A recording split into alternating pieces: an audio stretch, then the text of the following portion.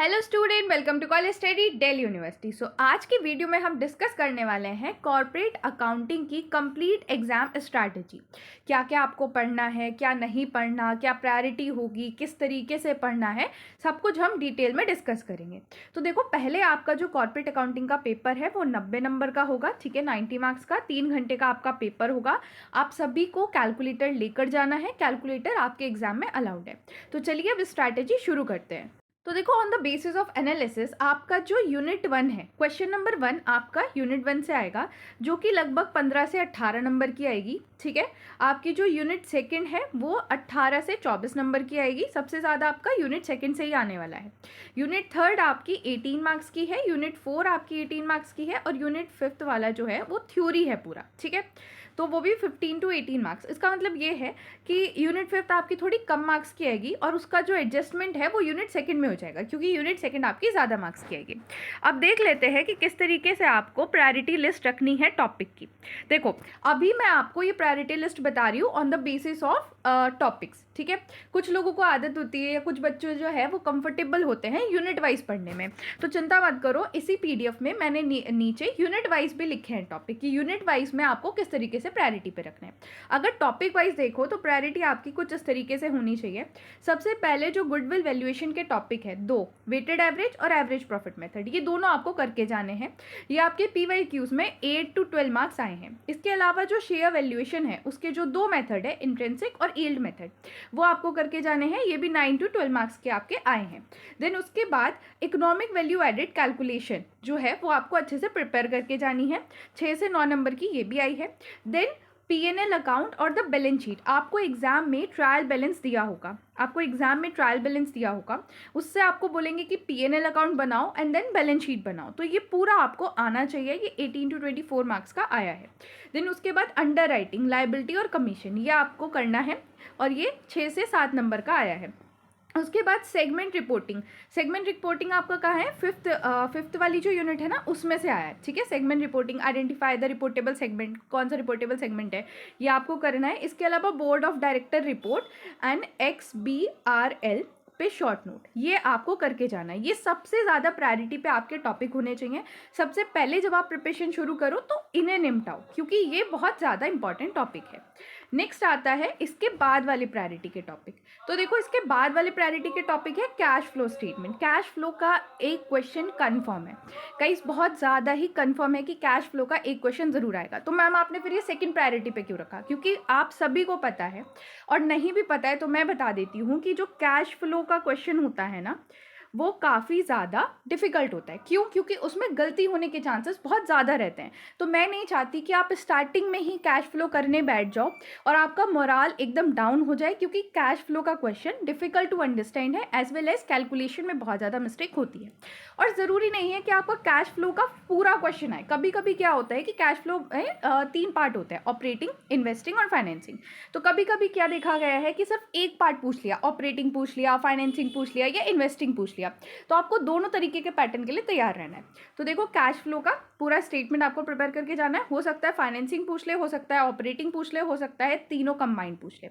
Then statement of change in equity, ये भी आपको करके जाना है। इसके अलावा इंटरनल रिकंस्ट्रक्शन, इसकी जर्नल एंट्री की क्या क्या जर्नल एंट्री होती हैं जब इंटरनल रिकंस्ट्रक्शन होता है, और बैलेंस शीट, ये आपको प्रिपेयर करनी है। देन अमलगेशन में आपको पूरा अमलगेशन प्रिपेयर करना है, दोनों कंपनीज का, जो 2 कंपनी है उनका प्रॉपर अमलगेशन करना है। देन परचेस कंसिडरेशन कैलकुलेशन, देखो जब कोई भी चीज़ अमलगेशन या स्ट्रक्चर होती है उसमें परचेस कंसिडरेशन होता है ना, तो उसको आपको, मतलब एक छोटा सा क्वेश्चन आ सकता है कि इसकी कैलकुलेशन करो, तो वो आपको करना है। इसके अलावा ब्रांड वैल्यूएशन में आपको ये 2 मेथड करने हैं, potential earning method and discounted super profit model, ठीक है। इसके अलावा रिडम्पशन ऑफ प्रीफरेंस शेयर्स में माइनर इक्विटी कैलकुलेशन के साथ आपको करना है। इसके अलावा डिवेंचर रिडम्पशन की जर्नल एंट्री करनी है, सारे तरीके की। देन आपका ये है शॉर्ट नोट वाले टॉपिक। आपकी जो लास्ट यूनिट है ना वो बहुत ज़्यादा स्कोरिंग है। कैसे? क्योंकि आपकी जो यूनिट 5 है वो पूरी की पूरी थ्योरी है, और उससे भी ठीक ठाक नंबर का पेपर आपका आया है, ठीक है। तो अगर आप वो पूरा का पूरा रट लो ना ढंग से, तो आपका थोड़ा बहुत काम तो बन सकता है। मैं आपको बताऊं ना कि अगर आप unit second plus unit fifth भी आप कंप्लीट करके चले जाओ ना, सिर्फ 2 यूनिट बहुत ही अच्छे से, तो आप पास तो हो जाओगे। बट यही है कि थोड़ा और भी पढ़ लेना, क्योंकि हो सकता है आपको लग रहा हो कि आपने बहुत अच्छे से प्रिपेयर किया है, बट यूनिट सेकंड और यूनिट फिफ्थ के आप सारे क्वेश्चन एज इट इज़ सही से ना कर पाओ, ठीक है। तो इसीलिए प्रायोरिटी लिस्ट के हिसाब से पढ़ना, because you have a sufficient time. सच में आपके पास सफिशिएंट टाइम है, बस आपको तरीके से करना है। घबराने की ज़रूरत नहीं है और लापरवाही करने की तो बिल्कुल ज़रूरत नहीं है। पूरे सेमेस्टर आपने नहीं पढ़ा है, बट आप इन्हीं दिनों में पढ़ के भी बहुत अच्छा स्कोर कर सकते हो। देन आता है मॉडरेट प्रायोरिटी। तो मॉडरेट प्रायोरिटी पे आपका बाय बैक ऑफ शेयर है, मैक्स शेयर कैलकुलेशन, देन उसके बाद ईसॉफ की जनरल एंट्री है, देन उसके बाद डिविडेंड डिक्लेरेशन प्लस लीगैलिटी उसकी general entry, then basic versus adjusted EPS, इसका डिफरेंस, बेसिक ईपीएस और एडजस्टेड ईपीएस का डिफरेंस आपको पता होना चाहिए और इसकी कैलकुलेशन आपको पता होनी चाहिए। एडजस्टेड ईपीएस की कैलकुलेशन भी और बेसिक की भी। देन आपको रेशोज वाला जो चैप्टर है ना, उसमें इन्वेंट्री टर्नओवर रेशो और किस लिए निकालते हैं इन्वेंट्री टर्नओवर रेशो, मतलब ये नहीं कि सिर्फ फॉर्मूला रट के चले गए, फॉर्मूले के साथ साथ ये भी देखना कि इसका मतलब क्या है, इंटरप्रिटेशन क्या है वो भी। इसके अलावा डेट इक्विटी रेशो और रिटर्न ऑन इक्विटी रेशो, और इन दोनों का भी इंटरप्रिटेशन पता होना चाहिए। इसके अलावा मार्केट वैल्यू एडेड, ठीक है, इंक्लूडिंग ईवीए। इसके अलावा आपको फिर से ये शॉर्ट नोट के टॉपिक आ गए, सीएसआर कैलकुलेशन आपको करनी है as a company act, CSR calculation आनी चाहिए। AS17 internal company transfer policy, director responsibility statement, amalgamation in a nature of merger, इसकी डेफिनेशन आपको पता होनी चाहिए, ठीक है। देन सेक्शन 4 जो है क्वेश्चन वाइज चॉइस स्ट्रैटेजी भी मैंने यहाँ पे बनाई है कि किस तरीके से PYQs में कौन सा टॉपिक किसकी चॉइस में आया, ताकि अगर आपको आपका जो और वाला चॉइस है उसको यूटिलाइज करना है तो आप किस तरीके से कर सकते हो। देखो, शेयर कैपिटल एंड डिबेंचर, देखो आपका जो मेन क्वेश्चन है उसमें ऐसा देखा गया है कि प्रीफरेंस शेयर रिडम्पशन जो था वो मेन आया है प्लस अंडर राइटिंग के साथ, इसके अलावा उसके और में आया है बायबैक की कैलकुलेशन प्लस डिबेंचर रिडम्पशन के साथ। तो ये पैटर्न देखा गया है। आपको अगर मिनिमम प्रिपेयर करना है तो आप क्या कर सकते हो, मिनिमम प्रिपरेशन के लिए आप under writing liability plus commission prepare करो, इसके अलावा डिबेंचर रिडम्पशन की जनरल एंट्री प्रिपेयर करो सारी, ऑल थ्री, ठीक है, ऑल थ्री टाइप, या फिर प्रीफरेंस शेयर रिडम्पशन कर लो या फिर बायबैक कर लो, मतलब इन दोनों में टॉपिक में से आप एक पिक कर सकते हो और ये दोनों जो टॉपिक है ये आप करके ही जाना। तो इस तरीके से आप चॉइस को यूटिलाइज कर सकते हो। देन आपका नेक्स्ट क्वेश्चन जो आया है that is from financial statement. तो PNL plus balance sheet from the trial balance, ये तो आपको करके ही जाना है, highest marks as per topic, ठीक है। इसके अलावा इसके और में देखा गया है cash flow statement with financial ratio, ठीक है। तो ये भी आपका स्ट्रॉन्ग अल्टरनेटिव है। और एक चीज़ और, मैंने जो PYQs एनालाइज किए थे ना, उसमें मेरे को एक PYQ ऐसा भी मिला जहाँ पे आपका क्वेश्चन नंबर सेकंड में इंटरनल चॉइस नहीं थी, आपको 3 कंपलसरी पार्ट दे रखे थे और आपको तीनों करने थे। तो गाइस, ड्यू बहुत ही अनप्रिडिक्टेबल है, इससे हमें ये पता चलता है हर चीज़ के लिए प्रिपेयर रहना।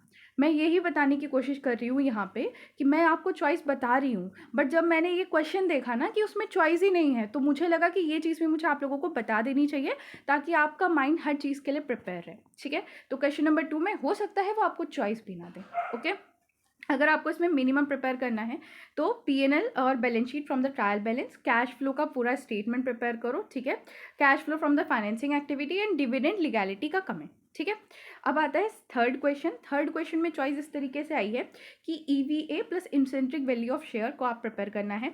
ये जो है ये बार बार पेपर में रिपीट हुआ है, ये सबसे ज़्यादा इंपॉर्टेंट टॉपिक रहा है, ठीक है। इसके अलावा और में आया है गुडविल का valuation with adjustment plus brand valuation. तो अगर आपको मिनिमम प्रिपेयर करना है तो आप EVA का formula with CPA based weighted average cost of capital, इंसेंट्रिक value with all in arrear with call in arrear, ठीक है, विद कॉल इन एरियर के साथ, और प्रीफरेंस डिविडेंड एरियर के साथ, और goodwill weighted average with adjustment at least 1 brand valuation model भी इसके साथ आपको प्रिपेयर करके जाना होगा। कहीं हो सकता है आपको टॉपिक वाइज बहुत ज़्यादा ऐसे लग रहा हो कि यार मैम कौन कौन सा टॉपिक है, कहाँ तक हम ढूंढेंगे, कौन सी यूनिट में है। तो दिक्कत मत लो, थोड़ा सा सब्र रखो।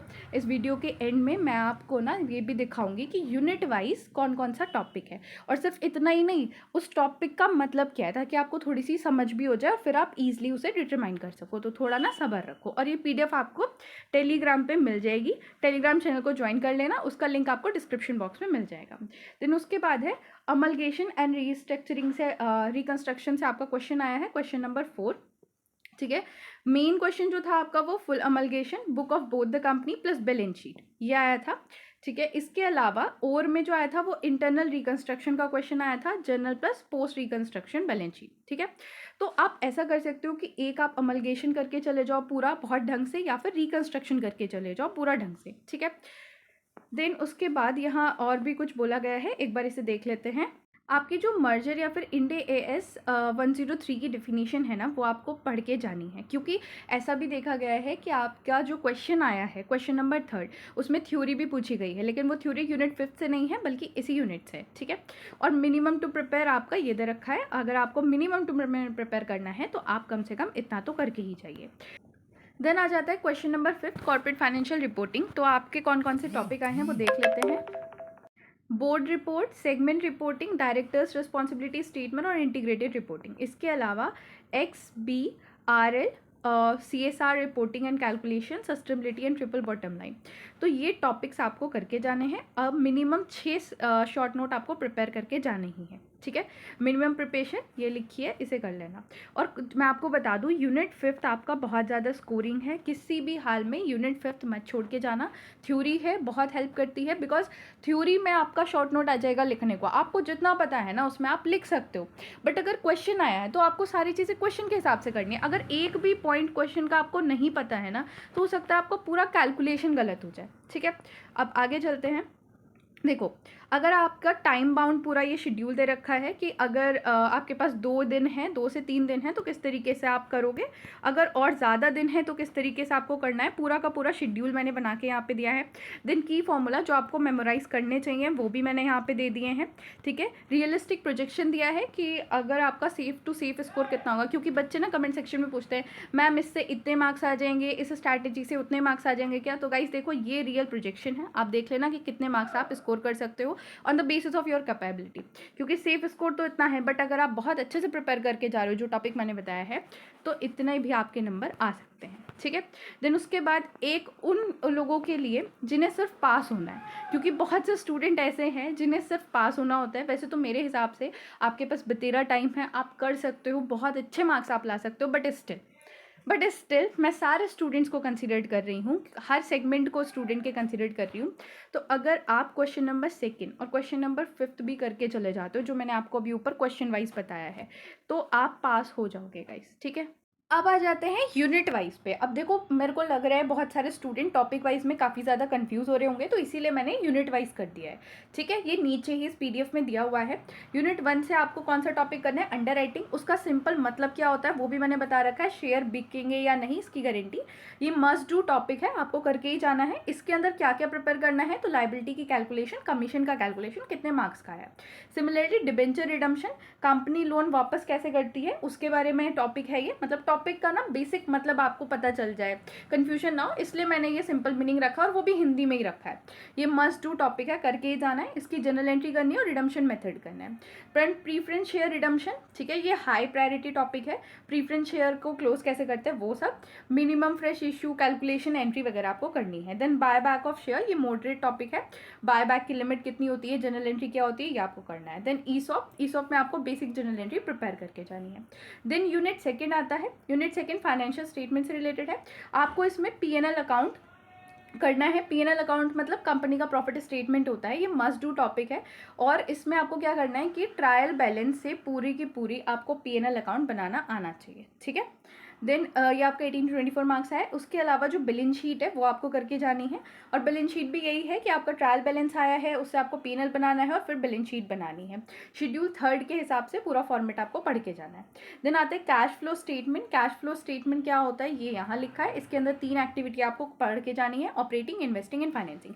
देखो, अगर आप पूरा कैश फ्लो बनाना सीख रहे हो ना, तो वो आपको 3 ही एक्टिविटी बनाना सिखाएंगे। ठीक है, देन फाइनेंसिंग एक्टिविटी अलग से भी, मतलब अगर आपसे पूरा कैश फ्लो स्टेटमेंट नहीं हो रहा है तो फाइनेंसिंग और ऑपरेटिंग एक्टिविटी कर जाना, ठीक है। पूरा नहीं हो रहा है तो एटलीस्ट 2 से 3 इसकी 3 एक्टिविटी हैं, 2 एक्टिविटी तो कर ही जाना, ऑपरेटिंग और इन्वेस्टिंग कर जाना, इन्वेस्टिंग या फाइनेंसिंग कर जाना, ठीक है। देन उसके बाद आपका आता है फाइनेंसिंग एक्टिविटी। इसके अंदर share issue, debenture, dividend entry, ये आपको आनी चाहिए। देन बेसिक ईपीएस की कैलकुलेशन आना चाहिए, छोटा सा न्यूमेरिकल आपको समझ आना चाहिए। इसके अलावा एडजस्टेड ईपीएस में मैं आपको क्या करना है कि बेसिक ईपीएस और एडजस्टेड ईपीएस का डिफरेंस आपको पता होना चाहिए। And if the time permit adjusted EPS का भी पढ़ के चले जाना, कैलकुलेशन कैसे होती है देख लेना। And if time is there तो रेशियो एनालिसिस में आपको डिविडेंड, डेट इक्विटी रेशियो और इन्वेंट्री टर्नओवर रेशियो करके जाना है। देन यूनिट थर्ड आप में क्या क्या करना है, तो गुडविल का वैल्यूएशन करना है, average profit and weighted average, ये मस्ट डू टॉपिक है। देन शेयर वैल्यूएशन, ठीक है, intrinsic value plus yield value, ये भी मस्ट डू टॉपिक है। ईवीए करना है, फॉर्मूला प्लस न्यूमेरिकल। ईवीए क्या होता है, इकोनॉमिक वैल्यू एडेड होता है, ठीक है। एमबीए करना है, मार्केट वैल्यू एडेड होता है। ये तो मॉडरेट है, लेकिन ये वाला टॉपिक इकोनॉमिक वैल्यू एडेड आपको जरूर करके जाना है। मार्केट वैल्यू एडेड में आपको बेसिक फॉर्मूला करके जाना है, थोड़ा सा कैलकुलेशन समझ लेना, ठीक है। देन उसके बाद shareholder value added, if time permit तो इसकी आप कॉन्सेप्चुअल अंडरस्टैंडिंग ले सकते हो।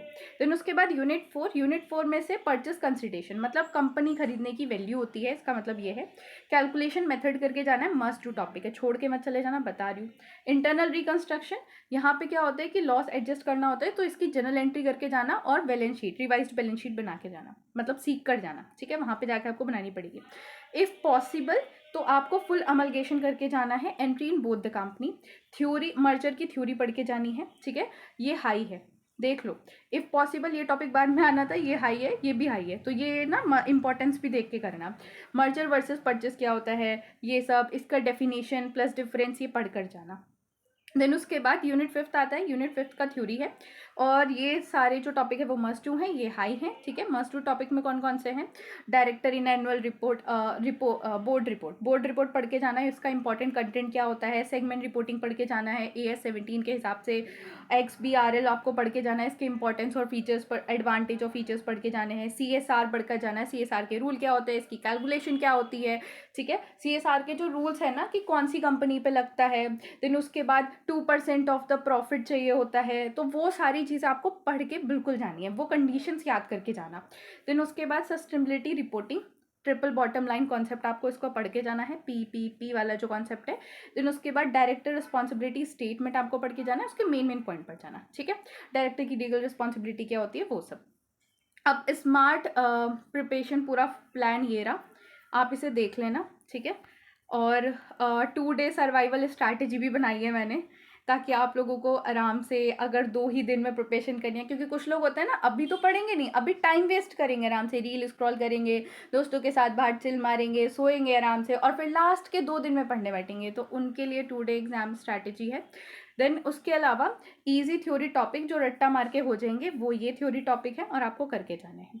तो इस हिसाब से आपको अपनी पूरी प्रिपरेशन करनी है, और ये PDF आपको टेलीग्राम पे मिल जाएगी। गाइज, मुझे करनी है एक बहुत ज़्यादा इंपॉर्टेंट अनाउंसमेंट, तो जो वीडियो बंद करने जा रहे हैं आपका बहुत गंदा नुकसान हो जाएगा, तो पहले सुन के जाओ। सो गाइज देखो, कॉर्पोरेट अकाउंटिंग मैंने नहीं कराई है अपने चैनल पे, इस सेमेस्टर मैंने कॉर्पोरेट अकाउंटिंग नहीं कराई है। मैं जो प्रोवाइड कर सकती हूँ वो क्या क्या है, पहले मैं आपको वो बता देती हूँ। स्ट्रैटेजी मैंने आपको ये प्रोवाइड कर दी है पूरा डिटेल में, आप इसके हिसाब से जहाँ से भी आपको सूटेबल लगे आप पढ़ लो, ठीक है।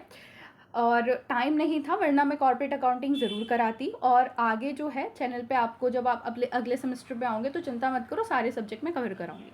इसके अलावा कॉर्पोरेट अकाउंटिंग की जो थ्योरी है ना, मैंने आपको बताया कि थ्योरी भी बहुत ज़्यादा इंपॉर्टेंट है, तो जितने PYQs अभी तक हुए हैं उन सब से थ्योरी निकाल के, उसके अलावा जो कुछ और इम्पॉर्टेंट थ्योरी हो सकती है on the basis of my analysis, मैं वो थ्योरी विद आंसर्स, सिर्फ क्वेश्चन नहीं, उनके पूरे आंसर्स आपको कराऊंगी। लेकिन द ट्विस्ट इज दैट कि वो इस चैनल पे नहीं होगा। वो कहाँ मिलेगा, मैं आपको चैनल दिखा देती हूँ। गाइज, ये वो चैनल है जिस पे आपको कॉर्पोरेट अकाउंटिंग की इम्पॉर्टेंट थ्योरी मिल जाएगी, बट इसको ना सब्सक्राइब करके रखना और बेल आइकन भी दबा देना, ताकि जैसे ही मैं कॉर्पोरेट अकाउंटिंग की थ्योरी डालूँ आपको एकदम से वहाँ पे नोटिफिकेशन मिल जाए।